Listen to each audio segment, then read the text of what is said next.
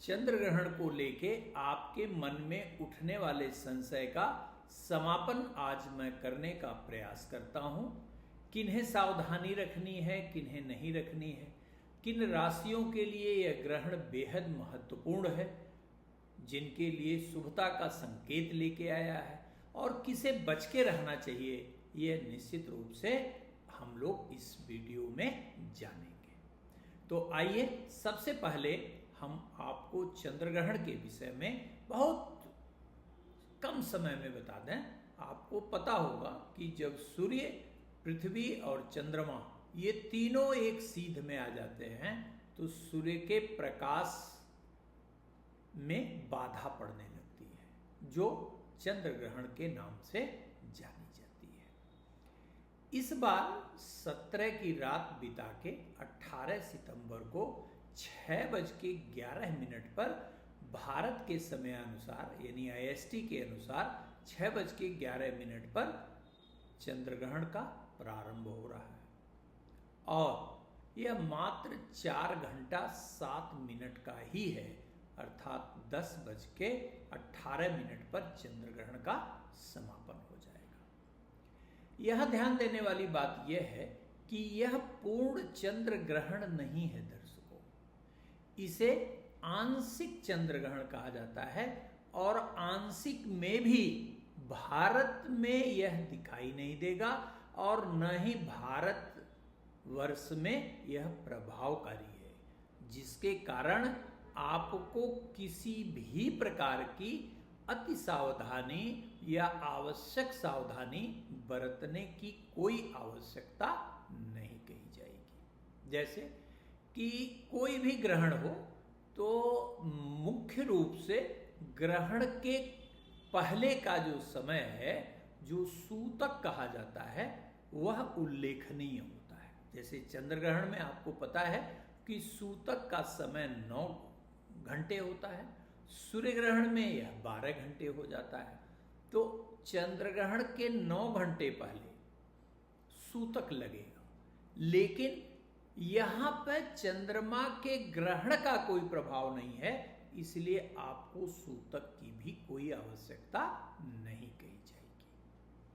हां, ग्रहण है, विश्व में कहीं भी कोई भी अगर इस प्रकार की घटना होती है, सौर मंडल में यदि इस प्रकार से कुछ भी होता है, चाहे वह सूर्य ग्रहण के रूप में, चाहे चंद्र ग्रहण के रूप में, तो प्रत्यक्ष अप्रत्यक्ष रूप में निश्चित रूप से प्रभाव पड़ता है।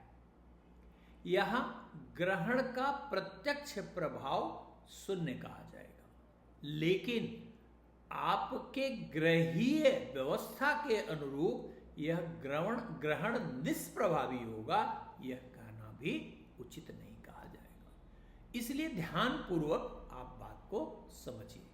किसी भी प्रकार के सूतक के पालन की कोई आवश्यकता नहीं, किसी प्रकार से भयभीत होने की कोई आवश्यकता नहीं, लेकिन इसे जो लोग सुनहरे समय में बदलना चाहते हैं वह निश्चित रूप से चंद्र ग्रहण के इस समय को आध्यात्मिक कार्य में लगाएं, तो निश्चित रूप से सामान्य सी उनकी तपस्या बेहद प्रभावकारी परिणाम प्रदान करने वाली सिद्ध होगी, इसमें कोई दो राय नहीं। कुछ कर पाइए तो ठीक है, और नहीं तो छोटे छोटे मंत्र जैसे ओम नमो भगवते वासुदेवाय नमः, ओम विष्णुदेवाय नमः, या भगवान मृत्युंजय का एक माला जप, या अनवरत जो है ग्रहण के समय का उपयोग आप पूजा पाठ में करके अपने निश्चित रूप से पूरे कार्यों को बढ़ा सकते हैं, अपने पूरे में वृद्धि कर सकते हैं, जो भविष्य में भाग्यवर्धक सिद्ध हो सकती है। यहां यह ध्यान रखिएगा कि लंबे वर्षों के बाद मीन राशि में चंद्र ग्रहण का प्रभाव पड़ने वाला है। तो ये राशियों पर क्या प्रभाव डालेगा, इसे संक्षेप में मैं आपको बता देता हूं। देखिए, मेष राशि को के सभी हमारे दर्शकों को मानसिक व्यग्रता, मानसिक चिंताएं देगा, खर्च में वृद्धि करेगा और भाग दौड़ बढ़ा देगा। वृषभ राशि के लिए यह शुभ फलकारी है। धन के क्षेत्र में किया गया सभी प्रयास सार्थक करने वाला यह कहा जाएगा। मिथुन राशि के लिए यह सावधानी का समय कहा जाएगा।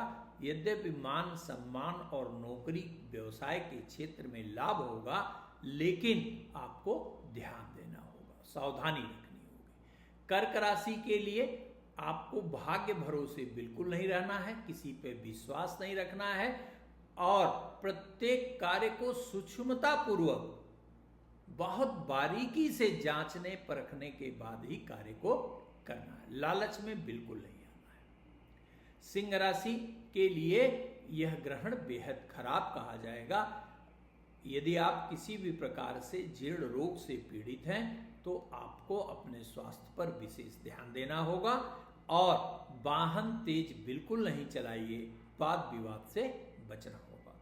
कन्या राशि के हमारे सभी दर्शकों को यदि ज्वाइंट वेंचर में या पार्टनरशिप में कोई व्यवसाय करते हैं तो बहुत सावधानी से जो है वो व्यवसाय करिएगा, अन्यथा न केवल घाटा हो सकता है अपितु पार्टनर के साथ दुश्मनी की स्थिति भी उत्पन्न हो सकती है, सुदूर यात्रा में कष्ट भी मिल सकता है।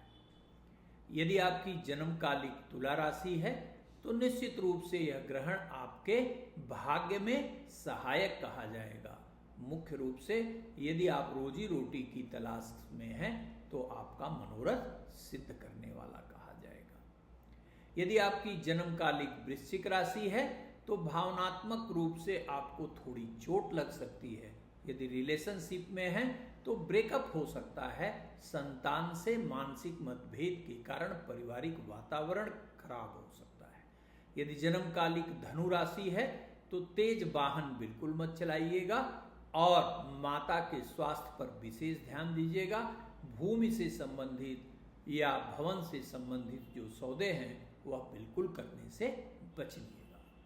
यदि जन्मकालिक मकर राशि है तो यह ग्रहण आपके भाग्य में न केवल सहायक होगा अपितु आपके पराक्रम को बढ़ाकर कठिन से कठिन कार्यों में आपकी सफलता को सुनिश्चित करेगा, इसमें कोई संशय नहीं है। यदि आपकी जन्मकालिक कुंभ राशि है तो यह ग्रहण मध्यम फलकारी कहा जाएगा, लेकिन परिवार में मतांतर के कारण थोड़ी मानसिक पीड़ा मिल सकती है। यदि जन्मकालिक आपकी मीन राशि है तो बहुत सावधानी रखनी होगी, आपको बदनामी का शिकार होना पड़ सकता है, स्वास्थ्य भी खराब हो सकता है, आपके अपने के विरोध, अपने लोगों के विरोध के कारण बेहद नकारात्मकता का अनुभव भी हो सकता है। इस बीच किसी भी प्रकार के नए कार्य बिल्कुल न करें। दर्शकों, यदि वीडियो पसंद आया हो तो चैनल को सब्सक्राइब करिए, शेयर करिए और लाइक करना बिल्कुल मत भूलिए।